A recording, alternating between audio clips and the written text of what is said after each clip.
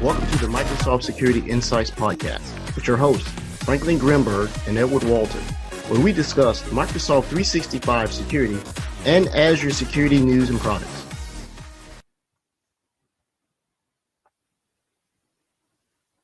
Recorded July 20th at 5 p.m. Eastern Time. Good evening, Frank, Rod, Rebecca, and Jacques. How's everyone doing today?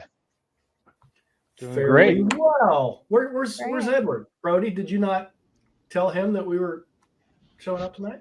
You know, he has the calendar invite, Rod. I'm pretty sure he was one of the founding members of the podcast, so it must be more important than us, I suppose. Well, I don't know how we're going to fill time up front because, you know, Ed usually leads us in and then discusses his entire week for about 20 minutes. So I'm going to kind of. I got some cool things to show you guys, so I think I can. I can chew up the time. Oh, thank you, Frank. So you can do that.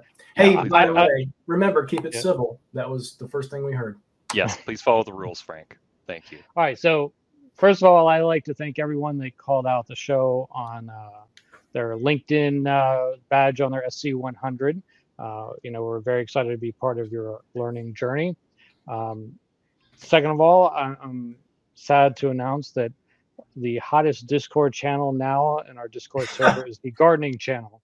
I don't know how that happened, but if you want all your gardening tips, join our Discord server. I think Brody must have had his family vote. My family has no idea how to vote. My mom could barely email. Yeah. So a few weeks ago, we talked about the Who Hacked game by Microsoft. That they have set up so you can go in, and they were nice enough to send me, not everyone else, a gift for mentioning and promoting it. The first thing that they sent me is a nice comic book about Who Hacked. Cool. I want one. Then, all right, it only keeps getting better. You know, they actually sent me a full board game for Who Hacked. What? Yeah. Cool. Can you believe that? How do we get this? I haven't opened it yet, so I don't know what's in here. I don't think it's for. No, you've done something. Look at this. This is like the real deal. Like I didn't know 7 we made a board game to go with it. 4 motives. I really have not opened. So cool. Full board game here. So that's jealous. That's where the rest of the budget went. Yeah, I got to tell you. Huh. Yeah. There's even like little players in here. I'll have to open up the board game here and the actual board and see what the deal is inside. But you guys can keep talking while I. Well, you know exactly what I'm going to do after tonight's show. I'm going to talk to Maria about that. I like games. Jacques, I'm sure would love this game, and Eddie the Munster, I'm sure would love this game as well. So Eddie the Munster, have you seen Franklin's fancy board game? No, thanks for joining us, by the way. I'm sorry, man. Pesky customers, they always just want you to work. Customers, man, they're just where you live. That way, so you can get it easier. Yeah. So, what Dungeons and Dragons game does Franklin drum up now? Who Hacked? This got a 20-sided dice. They actually made a board game about it. Do you know this, Ed? I guess there's some sort of Who Hacked board game. I thought it was all virtual. That really bothers me. That really bothers me. Ego. There we go. There's Frank. It says ego, revenge, greed, and mischief. They all sound like reasonable things to do. I mean, there you go. So do that. Jacques, how you doing, sir? Oh well, enjoy life at the moment. Okay. So after all, Microsoft is kind of slowing down for a month or two. So I'm trying to do everything I can in terms of learning some new stuff before we're gonna get busy. Mm-hmm. Hackers don't sleep, so apparently I do. But trying to do our best, I suppose, right? Yeah, I guess. Yeah, I'm the same way. I've been actually having to do real work here the last 7 days, man. I'm kicking my butt. And Rod, I figured out the ZPA thing. What was it? Firewall. So port, because I did TCP dump and looked for what it was listed and everything. And I looked at it, and they have explicit allows rather than denies. So if you don't qualify the port, and it wasn't any of the ports that were listed, but I did learn something else. So Rod and I were troubleshooting. Oh, are we live? Yeah, We we're are. totally We're live. live. Thanks for We're joining. like we're already in the middle of the show. You can talk Yeah. about it. Oh, Yeah, We've already but yeah, started. if you want to provide everybody with context so that we're not 3/4 of the way through your story when you Like a started. Three's Yeah, Company I'm all episode. gay. You're like all serious about this stuff, but that's okay. Go ahead. Yeah, I just want the yeah, board I'm, game I'm talk. sorry. You know, Keep I going, didn't get Edward. to do the announcement. I don't know, man. I'm discombobulated. I did a Customer poor had job of it. You would have been very upset with me. I almost No. forgot the line. I'm like, what day is it? How do we do this again? I've only been doing it for a year. But so got a customer. They have Zscaler, ZIA, which is the firewall enterprise, and they have ZPA, which is the endpoint firewall. Getting the Zscaler or ZIA, basically firewall, was easy because it's just really doing Ceph, right? The connector is inside of Azure Sentinel, but it has a name connector, and that name connector, we know what that does in there. It just creates, it's the parsers and normalizes already there for you. And or if you choose to go through the content hub, it'll deploy analytic rules, workbooks, parser, function, something else. So I asked Raw for help. I said, man, I'm stumped here. And the Zscaler is going to the same log collector, yet it works. Well, the ZPA has something that you have to go in and download a conf file. Then you have to modify that configuration file, conf file, CONF, Charlie, Oscar, November, Foxtrot. thank you. And then you have to put in the login format, the ports listening to, what is bound to as far as the interface. And this Zscaler, ZPA uses port 22033 TCP. Okay. It says do not assign this port to any conflicting ports such as 25226 and 254 something else, the AMA agents, right? Those ports. Makes sense. Makes sense. So I still couldn't get it to work. I beat my head up on this too. I told her, you got to go open a ticket. You need to talk to your firewall guys, and end up being a firewall. But I also learned something else. So I wanted to get used to the way that these external devices get set up when they're asking you to create these customized conf files that you put on your log collector that then sends the traffic to your log analytics workspace, which then resides in Azure, which is with Sentinel on top. Okay. Meraki does the same thing. When you go through, I set it up, Rod, and it says this Meraki solution uses port 22033. Make sure it doesn't conflict with anything. Then you have to go in and modify the rsyslog conf file to put in the filtering parameters. Otherwise, it's going to come in junk, even if you have the parsers in there. So I got all the Sentinel side set up. Now, only thing I got to do now is go to my Cisco Meraki switch / appliance and point the IP address. So what was the first thing out of my mouth? Firewall. Yeah, it was just port. Yeah, you're like ports. The port's not open yet. I was like, yes, it is. And I'm thinking that the ZIA and Zscaler are doing the same thing. They're not. ZPA is it sends events. So this also helps me because I'm helping a customer with Cisco Firepower next week. Same thing. What's flying over that border? So my ask is there any password or REPs or anything authenticating through that port that they're sending? Well, the traffic is encrypted if it's sending from the log analytics. The log collector to the log analytics workspace that houses Sentinel over 25226 or something like that. If you are doing it with third parties, that's a good question. Is it Jacques or Jacques? Jacques. That's a good question because when you do it with Cisco Firepower, you have to go through the Cisco Firepower command portal, and you have to download a key file. You have to put that key file on the log analytics collector, right? Otherwise, it won't talk, right? So they do a couple of things. They make you verify your workspace ID. So when you do that manual config in Linux, you have to cut the workspace ID, put it in there, make sure there's no trailing or any spaces. That'll drive you crazy. And then you restart the what do you start? Syslog service? One of the service again. You restart the AMA agent, basically. Yeah, MMA. So it was a learning thing. I've spent more time in Linux the last week or so than I have in a long time. But I got it. So we'll see. There's something I can tell you if you do passwords, anything over and how to grab it, even if it's encrypted. We did it the other day. We were playing around with it, and there's something that happens just before it sends. And basically, I will show you a way that you can grab it, and then you can utilize it and uncrypt it before it gets sent, and you can see all the traffic. Wow. Maybe we should do this against Ed's environment. You want to do a man-in-the-middle live demonstration against Ed's environment? We were playing around with it to see how we can firewalls and express routes and stuff. How can we not get hackers hack it if it's wrongly set up? So we actually check the configurations before it goes live, and we do all sorts of things till we find the right configuration so that you can't grab it.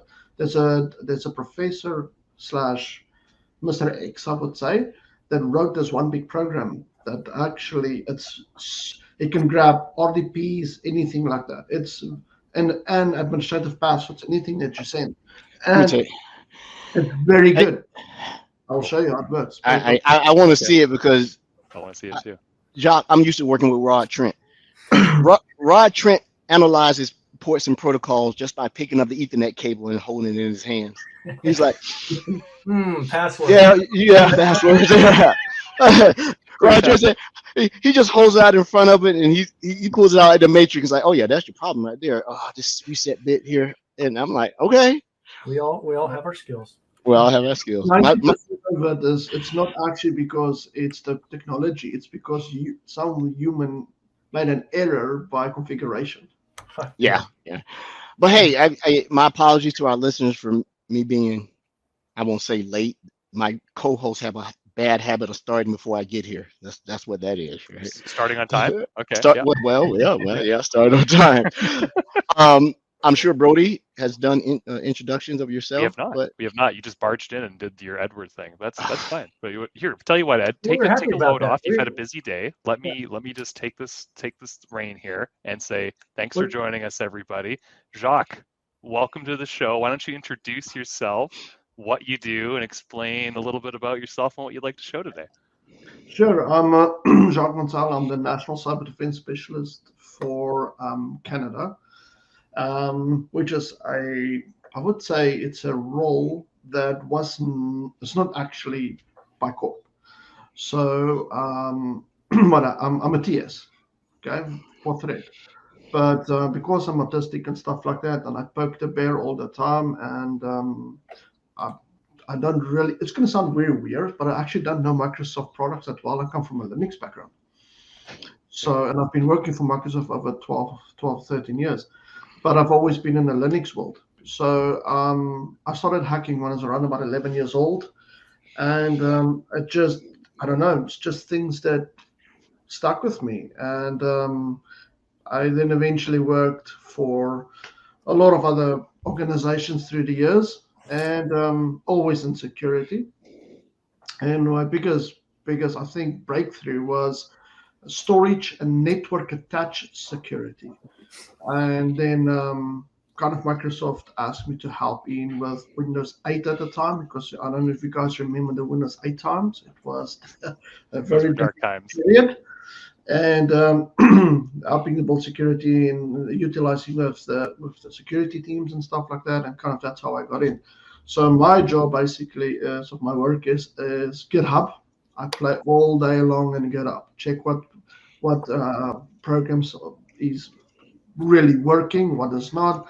I'm trying to help and explain to customers why certain tests aren't working, and that's what we're going to talk about today. Pen testing, the big word pen testing. Why do people use certain programs and buy, and some people use freeware, and what is the results they are getting, especially when they don't understand and know how Windows are working, and especially when they don't deploy some of the E3 functionalities we're going to talk a little bit about. Just touch a little bit of things there. And that's kind of where I come from. So I'm sitting the whole day and speak to customers and levels between 400 to 500, more deep, and ask them what is the stuff that they, before they go to bed at night, what is the stuff that freak them out, and why can't they see certain things happening in the E5, which is the MDE/ATP functionality. So I'm siloed strictly on thread. I don't touch emails. I don't touch any of those things. I'm on thread. I'm on Windows core, and how that basically works. Are you primarily focused on offensive activities or defenses, or both? So you're talking then in purple team. So I used to be just defensive. Then I went over to offensive, and I was there for 5 years. And now I'm kind of in the middle. I'm purple. So I'm not to test or see what a customer goes through. And then we rebuild it in Azure. We retest it. Why did it go through? And then we give it to the architects and say, this is why that particular hack went through, because there wasn't a setup done, or there was a wrong setup done, or they didn't test the setting or the setup before they went live. And so I'm going to talk a little bit about that as well. So that's kind of what I do. Yeah, you mentioned something, Jacques. A couple things. For our listeners that don't know what a TS is, what is that? A TS is the technical specialist. There you go. I was going to help you there for a second. But where are you in the story for the customer? You like come in at the beginning, or technical blockers, or?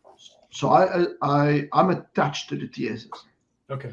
So when the technical specialists have done whatever they had to do, and then there's maybe a configuration error or whatever like that, they bring me on board for two things. One, a hack went through after they tested, even what's a testing hack, or they have a blocker that say this technology that we said it's not going to work. How do we test it? That actually do say what Microsoft is saying. So we take away the smoke and mirrors that say we don't do smoke and mirrors. We will test it. What I call the proof is in the pudding. So if they want to test something, then I do a workshop, and then they tell me this is the 3 things we want to test, and we will run those 3 things to make sure they're happy with what they want to purchase. Yeah, that's pretty cool.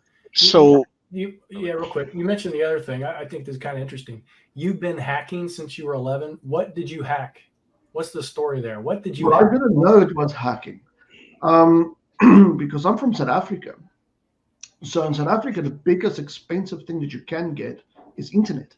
Yeah. To give you an idea, I have a gig internet line here in my house for $400 and something. In South Africa, this is an $8,000 rent, right? So you don't have easily a 1 gig at home. This is more of an enterprise solution in South Africa. I believe it's the 3rd highest cost in a company, or 4th highest cost in a company. So back in those days, it was just a couple of companies that really had it, and I was basically assisting in a computer shop that was called Solomon Systems, and they provided internet to businesses, and they had all these modem banks back in the day. One modem, and then you go in and so forth. So I was just going in and cleaning machines and stuff because I come from a farm, so I was intrigued. I was not a farm dude. Look at me, I'm not built for argument, So my mom was always driving to town, and I was always like, because I played games and Sega and stuff back in the day. So I was like, my brother is, right? So I went in, and I was always cleaning computers, and I was seeing this guy doing some stuff on Linux. And I was like, what are you doing? And he was much older than I was. So it was his company. His name was Solomon. So he said, this is what I'm doing. He's starting to teach me. And after like 3 years there, he started to trust me. So I started to build like AD. We built it on Linux so the guys can log in. And he showed me some hacking stuff.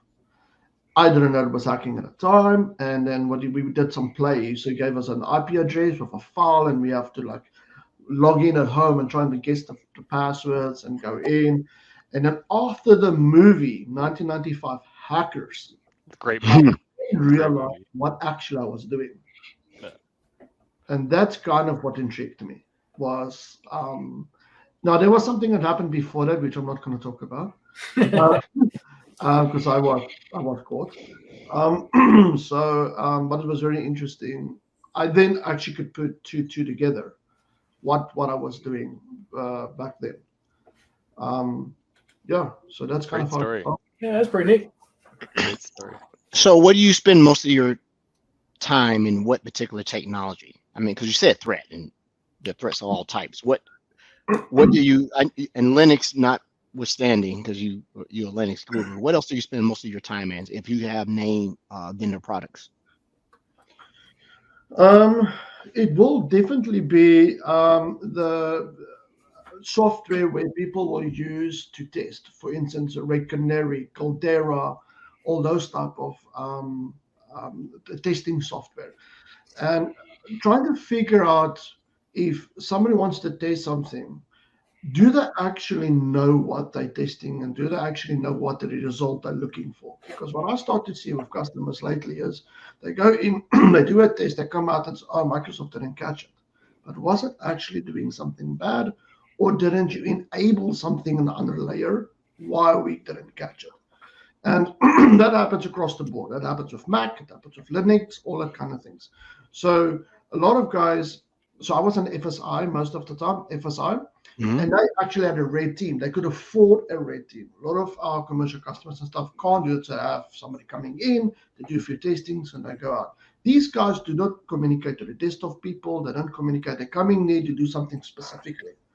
So what I'm trying to figure out is if you can use a program like Caldera or Red Canary, do you actually know what you're going to do? What is the aim? Are you going to test it because you want to see can Microsoft catch it? That is called a testing. Do you want to see if you enabled something that thing is enabled? That's something else. And how do you, if you want to do something with the team to say, listen, we do require this technology. Here is the test, here is the result, and this is why we need it. That's something else. So you've got three things that you always need to think about before you just jump and get a program. The fourth thing is, do you know what you're doing? Because a lot of times you try something and you get an answer and you think it's the right thing, or sometimes you get the wrong thing, but you don't know how to get to that. That's kind of where I come in. They will say, listen, we did this, we get it in our SOC, but we don't know how and where it should be.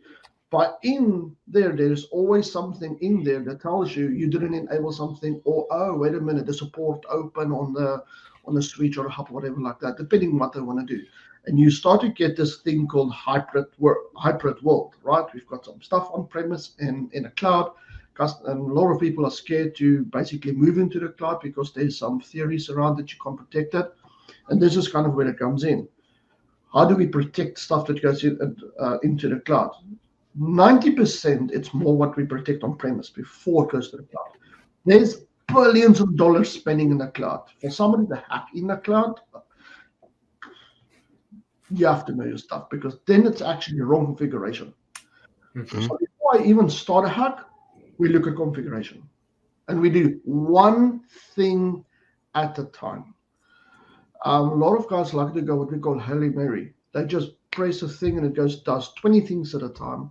And then it's bypassed or whatever. That's not testing. Testing can take a while. Yeah.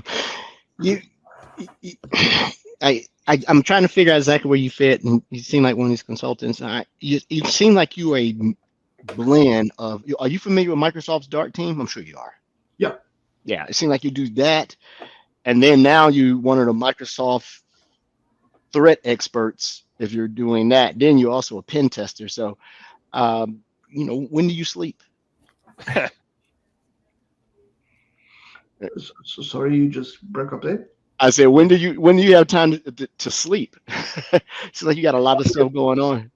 Okay, so I mentioned I have autism, so I sleep 3 to 4 hours a day. How many? 3 to 4. Yeah. And then I do like 20-minute breaks sometimes during the day. So for some reason I could just for the last 16 years, just put my head down, sleep 20 minutes, power break. They actually only found out 14 years ago I'm autistic. Funny thing, I was at 17 psychiatrists and 6 neuro professors, and the guy that found it out was Microsoft. He was my ex-boss. He found out that I had autism. you don't just go and you have autism. You go through 3-year testing before you get your card to say you're autistic. So I'm highly functional, but I couldn't look into your face and stuff like that. It was always the dude in the corner. Leave me alone. I'm just doing my thing. So for 9 years, I was in class. It's hard to do this, hard to interact, because I can't see body language. So for me, when everybody had masks on, it was extremely hard because I had to look at body language to see what I'm saying and do you understand what I'm saying. So I remember you telling this story when I joined Microsoft, Jacques. You were doing an internal demonstration of something similar to what you're going to be showing us today. And you talked about how great that leader was in your world because he was able to help you get the support you needed to, enable you to be the best Jacques you could be, right? And that's a really cool story for a leader in the organization to be able to help you out in that way. It's a good story for Microsoft. Yeah. Microsoft as a company actually helped. A guy saw it and he helped me, and a leader in Microsoft helped me. Okay, that's rare. But it's also rare for a company to keep you employed and keep giving you challenges and kind of give me freedom. So hence this role I'm doing is not on a global. It's specifically designed for Canada, purely because I can't do all the other things. My brain is designed for a certain thing, and thread is my thing. So they redesigned this role for me. So it went all the way up to, at that time, Kevin Pesca. He signed it off. So it was my boss is Kevin McGee, then it goes to Jordan Sheridan, and then from then it goes to Pesca. Cool. Well, sir, we're at the half-hour mark, and I know you got something you want to show our watchers/listeners. So I don't know who has to give you control to share, but I'd love to see what you brought to our listeners and watchers today. I think I just go and I say share my screen. Yeah, sounds about right. I think so. Like the national cybersecurity expert can share his screen. He's probably got that seems too easy. I think face there we go. Okay. What a great slide, Jacques. Look at that. You look bossed. I don't like slides. It's the most boring thing for me to do. So I just have 12. So what I want to just quickly go over is, one, we're going to talk slightly about just what did I learn, what I learned from customers using GitHub, because everybody is we own it, so we have insights in it. How do we adapt using a live environment? So how do our customers can actually go in and test, right, and get the right results? What is the bigger picture? And then the teamwork. So just have to say it again. I have autism. I need to say it. So if I do something, say that's offensive or something like that, or you don't understand, please, guys, just stop me and say, what do you mean? And if I do say something that is offensive, I do apologize in advance. Okay, so what did I learn? One of the biggest, coolest things is HTB Academy. I don't know if you guys know this, but they hack the box in .eu in the UK, allows you to actually go in and play with stuff and can't get in trouble. So they have all these things that you can do. They actually have 2 sites there. They have, and this is not a paid thing at all. This is just something I discovered over my time playing around. The one is Academy. You can go and learn stuff. And one is they give you all these live environments and teams that don't have, or companies that don't have any red teams. They can every Friday assign a team, go in there and try to hack whatever they give you. So 1, it's not on your network. 2, whatever files that you're running can't damage your program or your systems. 3, it's in a virtual environment. 4, if you run a ransomware, it just attacks that system. But how does it look like? How does it work? And it gives you the ability of a real life environment or real life hack. And this is what I like about it, because we all can go to YouTube, and there's a lot of smoke and mirrors on YouTube. So be careful. If it's got techno music, go away. Because there's always something that turns off, or look, this is how I hack Windows or whatever operating system, and it's always like, and you're like, no. That's not how you do it. You turn something off. Okay. So here, obviously, something is turned off, but here it shows you the hack, okay? You can't go to war if you've never been in there. That's kind of how I see it, okay? So if you see it, you run it, you're familiar with it, you can see where it's going to happen in your organization. You can start to see steps, okay? So that's what I like about it. The second part is, I don't know if you guys are familiar with Secure. Yeah. Secure is one of the only companies with Paula Savanskowicz that actually have internal code of Microsoft Windows, and they test our stuff, and they have like forensic stuff and so social engineering and mastery. I went and go and studied it. That's something I did out of my own pocket, go and study it, because they've got a lot of things there. But that's something that I wanted to do, forensic and prevention mastery course. I actually enjoyed it. It was a very good course, and it allowed me to understand how the layers of Windows Server and Windows was working. Technically, it works like an app. You've got the core, and then everything builds on top of that. If you start to understand how the layers of the operating system works, then you can start to see how you can prevent attacking. And that's kind of what I loved about them, is because they were really specifically going into the layers, and they basically broke it up for you. And then if you want to attack this is what happened. This is what Microsoft Windows are faking, like the LSAS and all those kind of things. So you start to learn it. Keep in mind, hackers also go and learn it. So when they want to go and attack, they can also go in here, say they're from this company, but learn how to hack it. And that's why it's so important to understand it, because we do something that nobody else does, and that is behavior detection. And that's what you need to learn. You need to learn your behavior detection in an organization. Yeah, and behavior. Yeah, behavior, because your weakest points are either knowing what your baselines are or end users. That's right? correct. Yeah. What's normal. So what I learned from customers using GitHub is this is kind of the most amount of customers. I'm talking about Canada here. They use Atomic Red Canary, Caldera, known before, or Threat Connect. Okay, so there's plenty. There's Purple Sharp. There's so much typical hacking software that you can use to that. There's two things the guys need to understand. One, when you use hacking software, the software is not going through a kill chain, okay? It bypasses the user trying to hack you by sending an email, and where Microsoft will catch you maybe there, and then it goes to the next and next and next chain.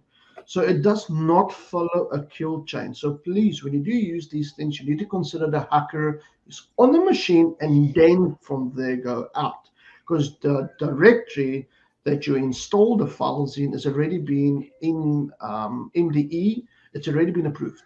Okay. So don't run it and think if we bypass, okay, well, the hacker got whatever it is. That's one thing you need to understand. It's not true. Okay. Second thing you need to understand is depending what you use. Okay. So if you're going to use Caldera, for instance, it installs a program, it runs in memory, and then it does its thing. Okay. The rest does exactly the same. The only program that does not do it is Atomic Red Canary. They basically just throw a bunch of files in a directory, then you execute it, and then it's doing the catch. Okay. So there's nothing in memory that is pre-approved. So it's a more, for me, that the testings I've done, I get a more accurate reading in my SOC, and a more accurate reading into what I want to test. If it's a functionality, if it's a hack or whatever like that, I get them on. I'm going to showcase basically one of those and how you're going to basically test it. So if there's any other programs out there that people are more than welcome to let me know. I'm no guidance. You're not allowed to use this or this. It's just if you do use it, understand the limitations to it, and also understand what you're testing and what you're testing. Okay. Also, big shout out to Red Canary, guest of the show. Be back on next month. Friend of the show. They'll be back next month. And I'm one of the things I'm going to ping them on is that workbook that Rod showed us, or either Brody showed us. So I want to make sure they talk about that. So it sounds like Red Canary is one of your faves in your toolbox, Atomic Red Team in particular. Yes. I know of No before. I remember when they came around. Caldera, yes. I don't remember Threat Connect. Thread Connect is very much the same way it installs a agent on the machine, and I just do certain things, right? Certain things. What I like about the Red Canary and Caldera, they're very much attached to the MITRE ATT&CK framework. Mhm. So if you want to run T1003 or T1105 or whatever like that, it's going to go through those steps exactly like a MITRE ATT&CK framework, because that's the hacker's Bible. I mean, they're going to go through steps, right? The kill chain to get what they're looking for. And that's what I like about them. If you want to test the T1003, you type in test, and then you go and you do your testing. And that's what I like about it. And I don't know if you guys know this. Now, I don't know if I'm allowed to say it. No, I think I can say this. Do you know who actually built the Atomic Red? So you know that there's two versions of Atomic Red Canary. There's the one that's the hacking portion of it, which is this bit, and then there's the Threat Experts version. Mhm. When they connect to the MD Threat Expert, they help you. Do you know who builds the Atomic Red Canary? Who actually started building that? Was them with Walmart. Walmart has more than 500, I believe, on a correction, red team members, and they actually build it, help develop it, and then you can contribute. So that's kind of how this whole thing started.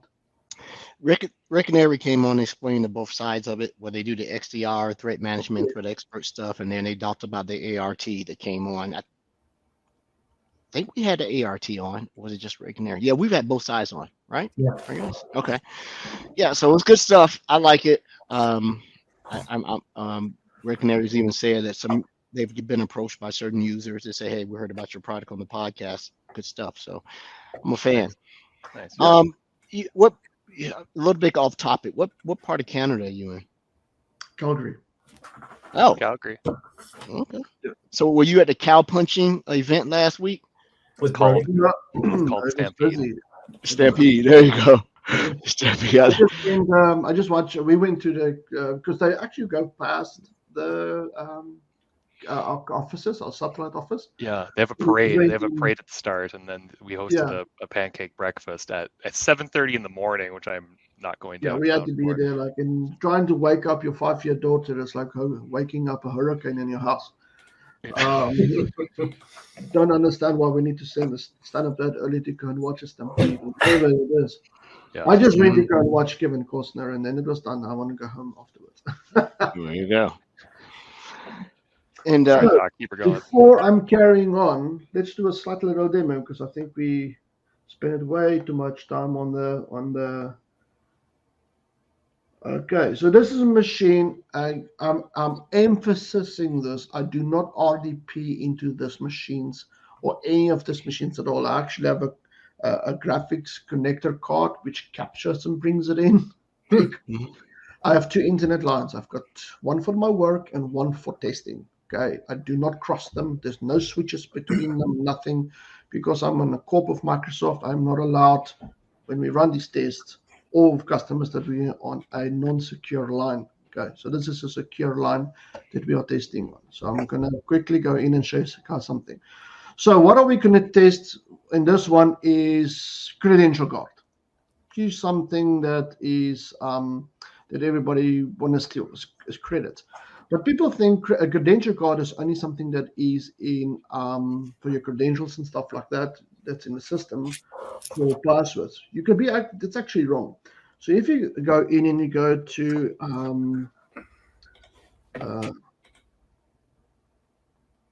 let's go and check over here and how to do it and test it correctly. First of all, you want to go in and you want to go and download DG original DG. Where is it? That one. DG Readiness Toolkit. So what it will do is it will go and actually see in the hardware layer of the firmware if TPM is actually enabled. Okay, a lot of times because we have in our customers, we have $200 notebooks, we have $500, we have got a $1,000 notebook. They all use different TPMs. Okay, and sometimes what happens is as soon when you assume that particular range TPM is available and is using, most of the time we also sometimes detect it's not. Okay, it says it is, but as soon when you go into the physical firmware, it's not enabled. What this allows you to do is it's a Microsoft program. It actually flashes it, put another code into it. Well, it's not really flashing it, but it's just adding a code to it, which it then sends it to MDE, so we can then detect if somebody's trying to hack the firmware. Okay. So what you then do is you just go in, you say, let's go in and say terminal.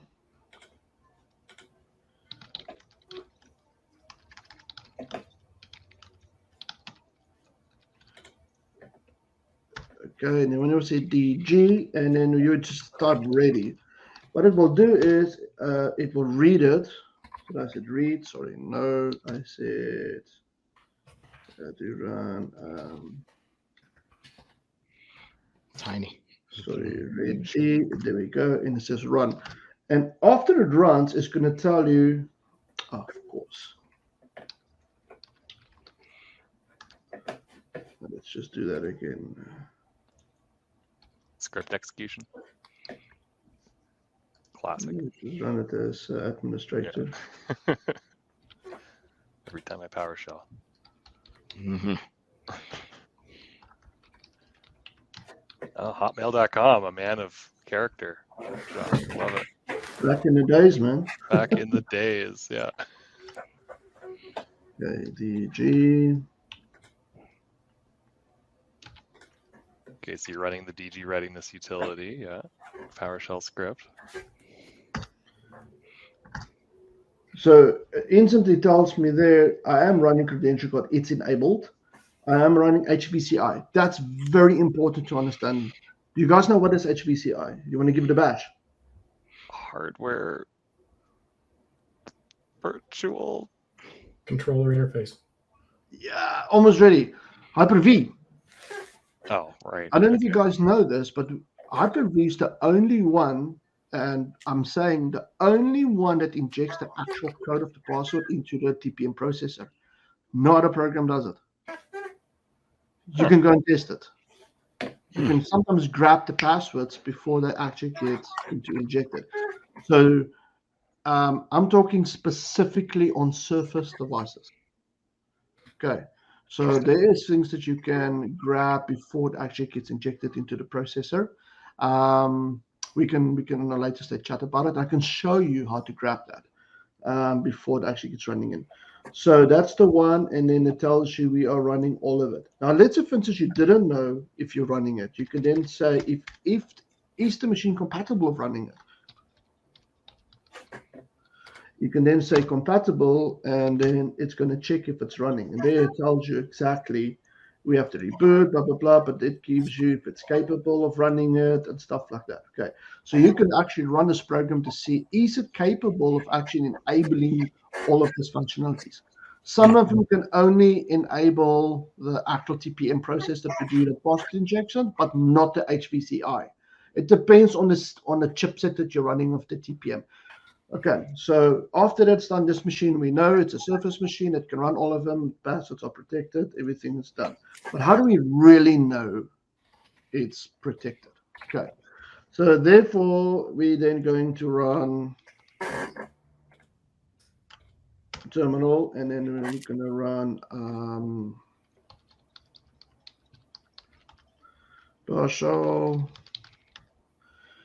Then what we're going to do is, because it doesn't invoke it, we're just going to run invocation.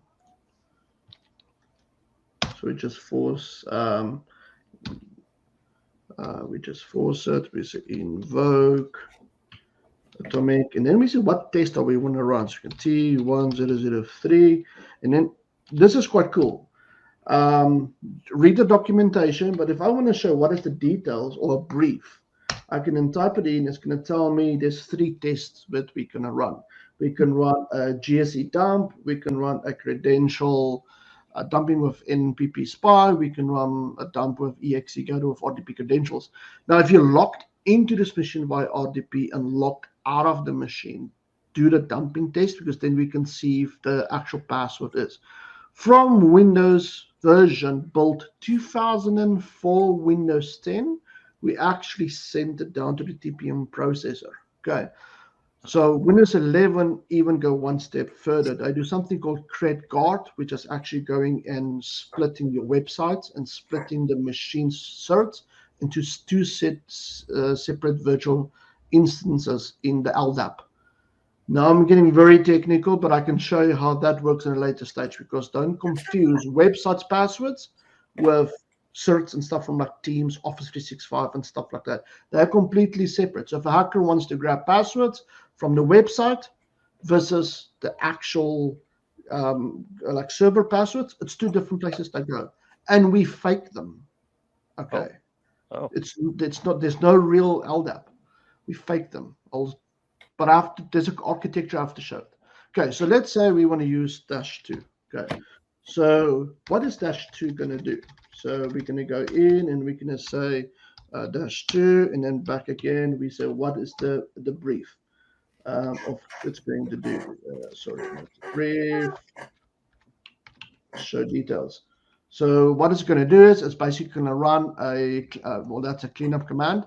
It's going to run, it's going to grab the file, it's then going to grab the password out of the TPM processor at the dump so that you can go into another machine that's got no security and run Mimikatz and get the hash or the passwords out of the machine.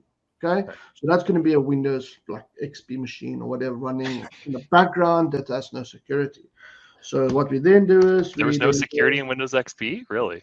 It's not supported, so I can say, yeah, you can manipulate it. Okay, it's improved. It's improved since XP. Got it, Jacques. Yeah. You see Windows XP blue screened on all the international terminal computers still.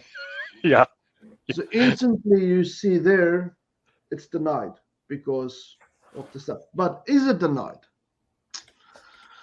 So the only way we can see that is now we log into. And Jacques, you got the deny because TPM was enabled, and that's why that particular test was unable to pull the password? Okay, yeah. So and this is coming right from Atomic Red Team's testing library, everybody following along.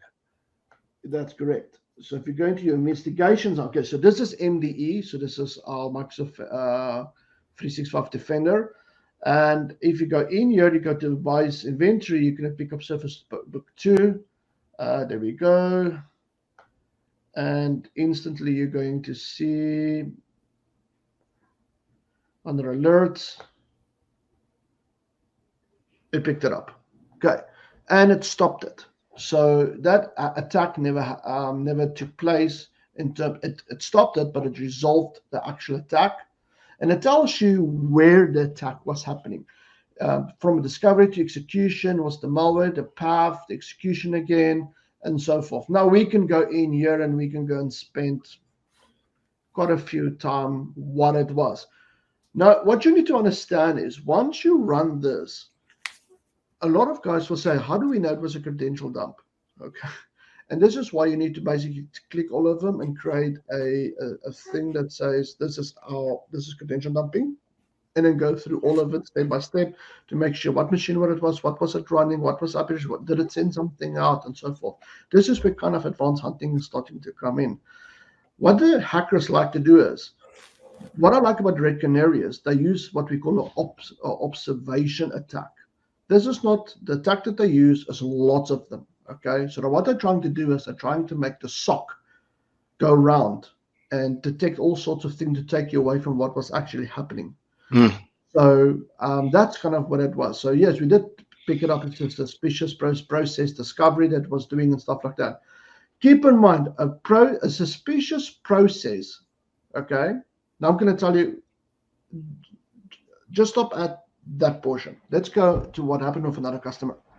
Another customer had a program running which was an in-house built program. Okay? Classic. Yeah. So it wasn't a program we bought from it was in-house built. It was a FSI. It was a banking application. MDE saw that as a suspicious activity. So the customer came in to me and says, hey, MDE is actually telling us it is it's not really detecting it. So that is false and positives and stuff like that. That's not the case. What you need to do is click on it, go and see what it's doing, and then you as a company need to say, oh, put it as a suppression rule or leave that in my archives that it's not a suppression tool. When it says it's doing something that I logged into the machine, it's seeing a Jacques is logged into the machine, I run it on the machine. Yes, it's a suspicious activity, but it's still me logging in, so it's still checking. Then when I ran to grab it, then it stopped it. Then it says, oh, okay, well, I know what you're doing. So a lot of guys will say, okay, well, you really run it, so you are kind of ready into the machine. And that's when the whole kill chain starting to get into place. If you want a real pen tester, you're going to spend a few $100,000, and they're going to get an IP address. They're going to check the ports. They're going to scan the ports. Then they're going to try and log in. It takes hours. It's not a movie here where you watch and you see in 10 minutes somebody just hacked the machine and they have to Yeah, it's got to run overnight. Yeah. And that's where the whole Microsoft ecosystem gets into play here. Identity, RDE, files and checking. We can go for hours on here. What is ticking? So that's what I'm just going to stop right there, because what is happening is that you need to make sure as a company what you're testing, how you're testing it, and stuff like that. Big thing that I can tell you is a lot of companies do not know they have E3. They have enterprise Windows, but they don't enable E3. And if you really go and check the list of E3, there's definitely 3 of them that you need to enable. Credential guard, protecting of the web browser. Okay. So if you don't whitelist something in an organization and it goes out of it, let Edge start up in a virtual instance. Okay. Right. Isolation, browser isolation. You know how many times that have saved companies? Because when the hack goes down, or a virus or whatever they downloaded by accident of human, it goes and sits in a pocket. It doesn't sit in the memory. It doesn't go in the memory. It's like a virtual machine. When you click and you delete the virtual machine, well, the browser, it kills it. It never touched the layer. Okay.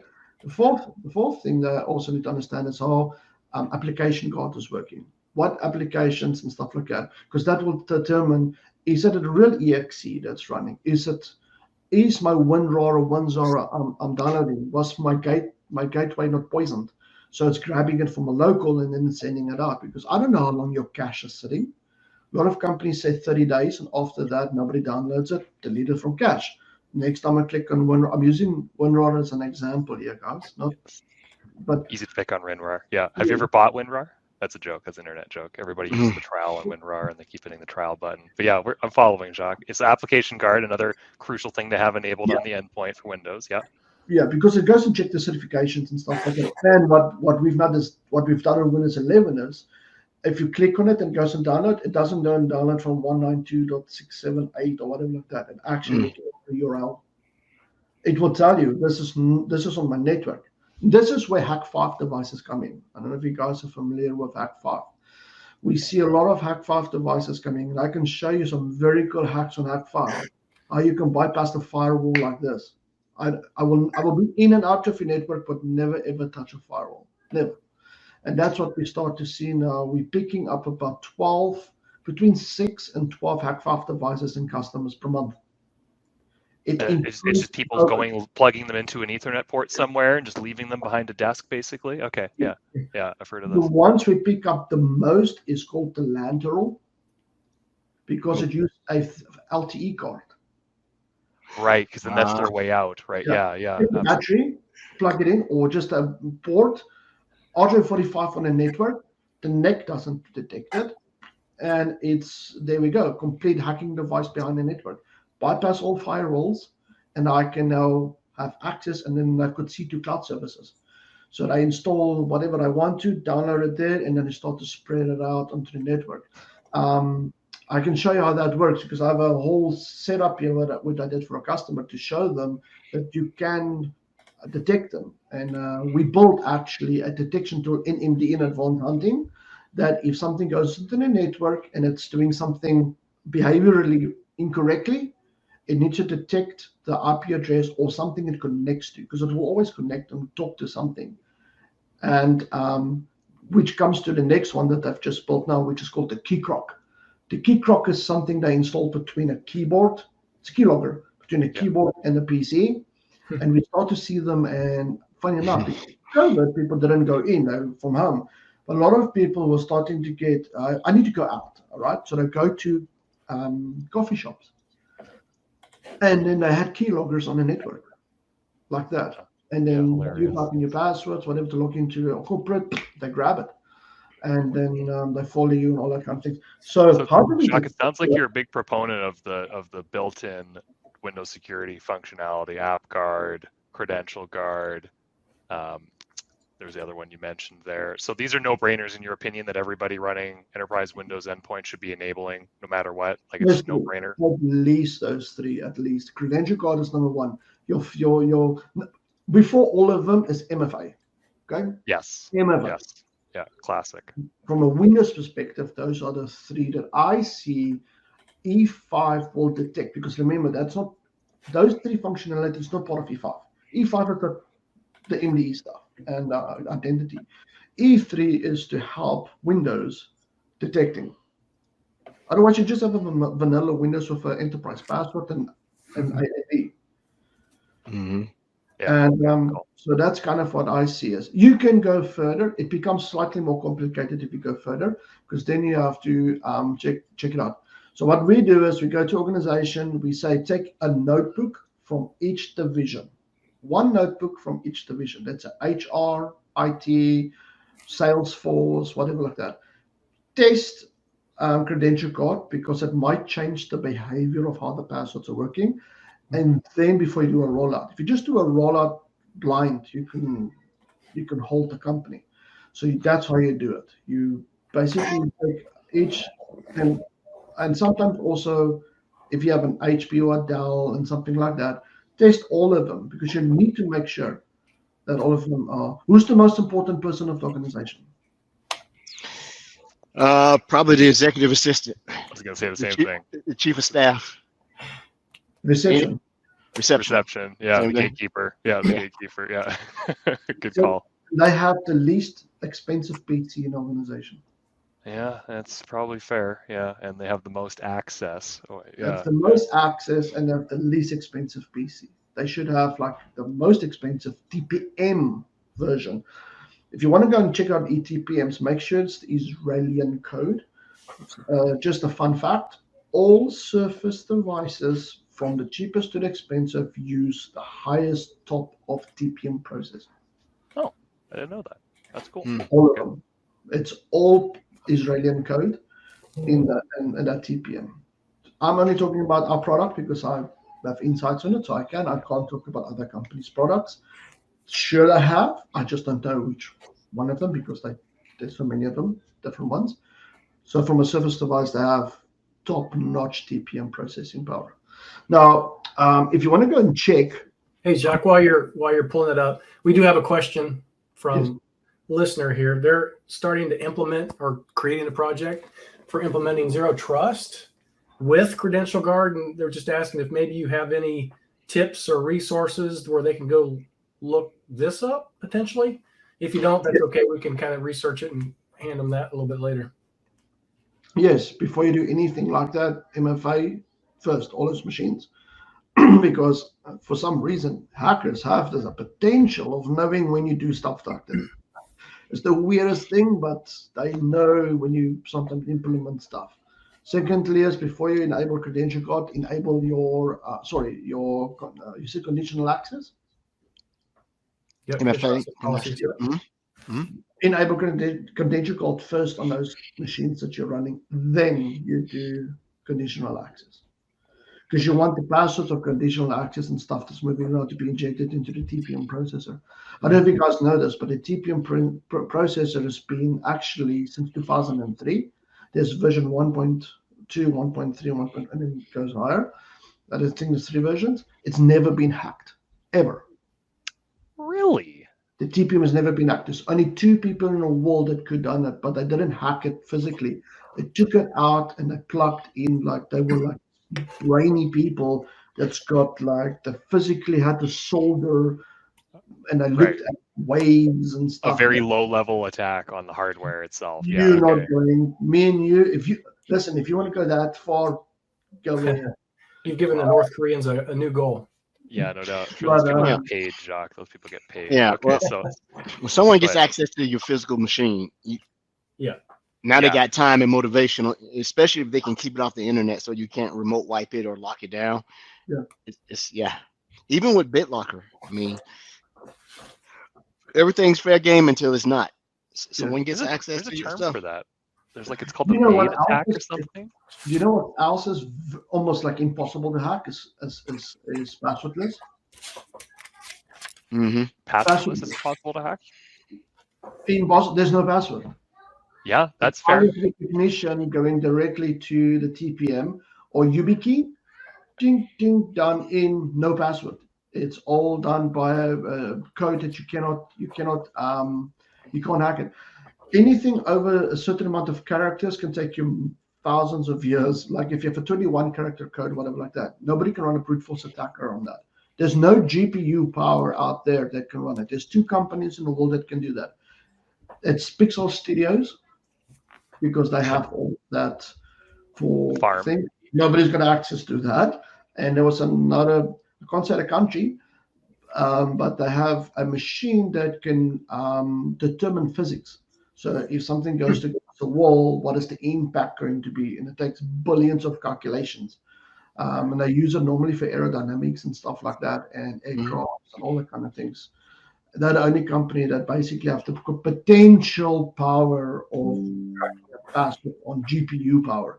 We're talking about they have thousands of GPUs, rows and rows and rows that does that calculations. They're jacking up the prices with the crypto miners. Unless somebody has a quantum computer, Jacques, that we're not aware of, a government that might be crushing all of our encryption standards right now. Edward, what do you want to add to that? I have a quantum computer that lives with me because she claims she knows everything. So Oh, that's yeah. I've got one of those too, Ed. Yeah, I've got one yeah. of those too. Actually, She's already in the house. I just want to joke. Yeah. I have one too. You got one too, Jacques? You got one too? Yeah. Just roll with it. Just roll with it. Well, you've outlined a lot of watching. things Hope nobody's watching this. on the endpoint, Jacques, that need to be enabled in order to protect against malicious activity. And are we at time, by the way? Can Jacques show more stuff, or are we done at the top of the hour here? Well, we have a few more minutes, so yeah, if Jacques has something else, we'll need to get into a couple. Yeah. Yep. The last thing that I just want to talk about is I just want to bring this up. Oh, no, not that one. And Jacques, it just feels like we got to have you on again, by the way, because you're a wealth of knowledge. So I'm sure there's only so much you can show in a 40-minute window here, and this is very, very interesting. So we'll have to have you back on for more. Thank you very much. It's I enjoy this type of thing. So if you want to go down to your Windows, for instance, and you type in Cred Manager, for instance, okay. So okay, so I'm going to do because come on. Or just Cred. You can type in Cred. Rod, come on. Yeah, Cred. There we go. Cred Manager. You will see here that Windows. That's remember I told you guys it's broken in two. So that's Cred Manager, and that is the Windows Manager. So anything that's Windows related, like my password, for instance, is modified. You can't see the password. See, because that's in a TPM processor. If you go to a web credentials and you want to, for instance, check that, you can see show. Then it's going to do iris recognition and stuff like that. That's the difference between websites and when you actually have like Teams or Windows or something is running. Once you see all of this are running, this is stuff that's actually going and caches in the TPM processor itself. That's another indication that you have it on.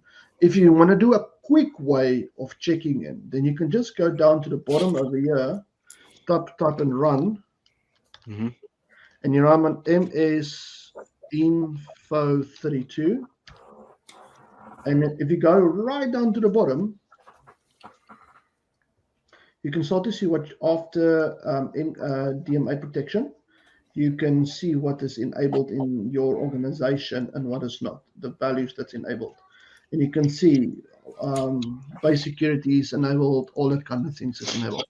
Now, there is tools that you can run. So, for instance, funny enough, in Windows Pro, you can enable those functionalities as well. Okay, not just Enterprise. So if you go to GitHub and you want to download a tool that can help you, especially when you run, and that's another thing that we can talk about. Another thing is ASR rules. Yeah. Actually go in and run the exe of to harden your Windows. And if I'm going to say yes, and I want to run it,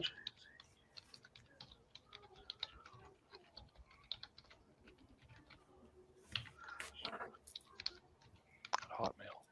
And you've got in your MDE lab, Jacques, you've got full auto remediation turned on for this machine, so it's doing the full remediation. yes. Yeah. Okay. As opposed to semi or off. Yeah. Okay. Okay, so what you can do is you can go in here and you can say harden all default settings. Look what it's doing is it's actually go in and it's going to harden this machine till the T.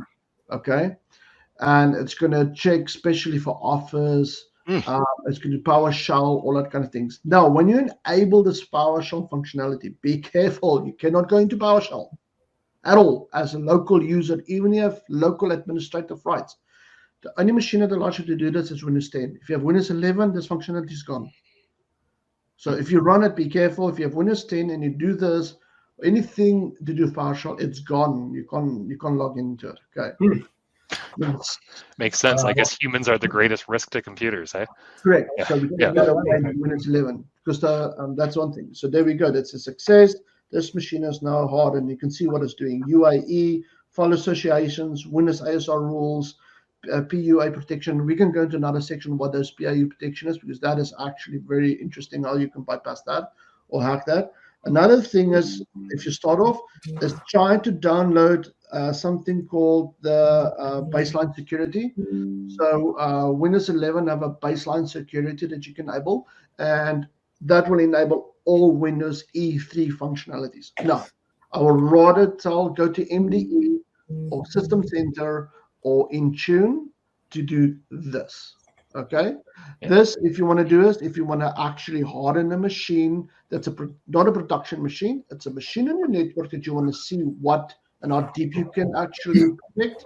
You have a machine in a corner where IT can work on, install that programs and see what you can, because it's going to enable a lot of things. This is almost like when you broke all your bones in your body and you go to the doctor and the doctor says it's broken. You tell him rather what is not broken. Okay, fair. There you go. Harden Windows still like everything. Okay, Jacques, then it works well. This is cool. This is cool, man. Jacques, did you? Okay. We always like to tie back our Reactor episodes, especially to education and certification. So you've been hacking since you were a young lad. I assume you have a bunch of non-Microsoft offensive security certifications as well as Microsoft security certifications. You want to talk briefly about that before we tell everybody about our learning opportunity for this episode? YouTube. Yeah, YouTube. Yeah, great. Okay. That's what my second person. Yeah. No, but you did say, yeah, be careful with YouTube. If you hear techno pop, go to the next one. Yeah. Yes. YouTube has got an algorithm, right? If you show something of any program, Linux, anything that's licensed like Microsoft, and you are a guy that's actually showing it, they will remove your video. So what the guys are doing is they break it up into 3 or 4 videos. They'll show a code and they will break it here, and they will show a video 1 or 4. But if you time them correctly, you can see the whole map. Hilarious. Yeah. That's how they get around. I'm trying to get past that. Okay. On a serious note, what I studied was offensive security. I did mine in Norway. It was 8 years ago. You had to fly in. You couldn't do it online. So I was back in those. I had to fly to Oslo. More secure. It is horrible. You do a 24-hour. You sit in a room, and you do a 24-hour hack. These days it's different. These days you can do it via online and stuff like that. The reason I want you to get something like that, if you buy any Hack5 or any hacking software, depending on what state you are in, it could be illegal. Okay, so be careful when guys are just plugging stuff in and out. If you're in certain places in the US or certain places in the world, it can be considered as illegal activity, because remember, Windows is still running in the backend via darting. Okay, So if you do something that you're not supposed to do, they will still react on the machine to fix it, right? So that's why I'm saying go to a website like hackthebox.eu, run stuff on there because it's built for it. They destroy it, the next day they're running and it's nothing touching you. Okay? If you want to go and study something like this, or there's a vast world of security, do something you love. We've not even started at Wi-Fi hacking, how easy that is, because there's a radio problem that you can actually bypass. Show you guys a quick way to get a password. And that's not brute force. It's actually the device that's giving it to you, because there's a problem. There's anyway. Jacques, how many times has Microsoft Security contacted you for testing on your endpoint? Talking about Sila. Sila, yes. You got some Sila emails? I just know that they know me by my surname. And that's not because it's something they just CC you on everything. Yeah, I got a Sila email accidentally. I downloaded Mimikatz because I wanted to move it over into my Azure nested VM environment to ping a bunch of MDI stuff. And it was like a red bang email, copies my manager. I'm like, oh, I'm sorry, please don't fire me. And I talked to Jacques months ago, and he's like, I've got an automatic rule in my inbox for Sila emails because I get so many of them. Nah. Yeah. I have a workaround for that, by the way, Brody, in case you want that. Oh, yeah, thank you. But Thank also, you, I believe it's a fireable offense now. I could see that. Yeah, It could be fireable offense. No doubt. Hey, Jacques, have you taken the SC100, that just came out of beta, the cybersecurity expert certification from Microsoft? Do you even take Microsoft certs? No, just in the beginning, just right in the beginning, we did a testing to see if there are questions. So the questions and answers was there, and we as TSs could see it, and we could actually add to it, or you could go through like a demo, like a pre-demo. But we've not done it yet. The new version of it, we just done the testing of the questions. Yeah, cool. That's about, because this has been going for about a year now, I believe. Well, it started in beta in, let's just say, spring. April 1st, and it ended. I took it April 8th, so it was like 2 days, I think, after it went into beta. And then I was absolutely upset because the day that it came out of beta, right, when it was released, people were taking it and getting their certificates and their badges right away. And those beta testers still had to wait for another 3 weeks. And I'm like, oh my goodness. But here's that page. We'll supply the links to this, right? And of course, there's a Learn module. When it was initially released in beta, there was not an official Learn module. They just literally, and Frank can talk about this sometime, but cobbled together a bunch of other resources, AZ500 stuff and things like that, right? But now it has its own official Learn module. I've actually had a lot of discussion about this over the past few weeks. A lot of customers are like, okay, how did you pass? Why? What resources did you use? I'm not a good example. I use these products every day. I took the exam in like 15 minutes and I passed, right? Because I work with this stuff all the time. However, with these Learn modules and absolutely need hands-on, John Saville, our good buddy John, has a study cram, and the people that I have talked to that have used this with the hands-on, they've been able to absolutely pass this exam, and we'll provide the links and stuff and to that. You get a little bit of an advantage too if you've taken some previous exams, like if you complete the Learn module for SC200, that's a help. I did the Learn module for SC300 even after Brody and I had already passed. I wanted to go back through it because I knew it was some gaps, right? So you don't have to take that test, and I don't think that test is for a person who is not familiar with the depth of the Microsoft M365D, Azure, and our XDR stuff. People have to realize this is a different type of test, and one of the reasons why it took so long to get out of beta is that, first of all, content is actually created at the same time that the initial exam questions are created. That's why you didn't have the learning modules to begin with. That also means that the questions are not based upon learn modules. They're all based upon the skills measured that's in the the exam guide from there. This is actually a difficult exam to write questions for because it's not a functional level like SC200 where press this button to do this, press this button to do that. So it's more of the architect side of designing, so they have to be very careful about that. That's why I think it took a while to get out of beta, but also the learning content, learn modules were posted. The new ones, not the fill-ins that were in place, were actually posted on their scheduled due date anyways. The other thing is that you really need to know AZ500, and to really know AZ500, you need to know AZ700. So I'm not saying you have to go out and take those tests if you have, SC200. I'm just saying that you should definitely go over those learn modules for AZ500, AZ700. Yeah, all the content is out there to be able to study for this stuff.